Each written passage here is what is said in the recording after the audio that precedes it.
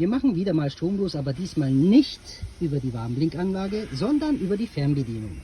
Wie folgt. Schlüssel ist natürlich abgezogen, Türe, Fenster sind geschlossen. Wir schließen die Fahrertür und jetzt kommt der Schlüssel ins Spiel. Zunächst einmal schließe ich das Fahrzeug und gleich danach zweimal drücken.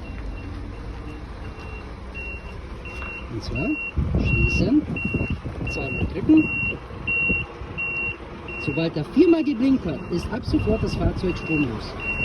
Wie mache ich das Fahrzeug wieder unter Spannung?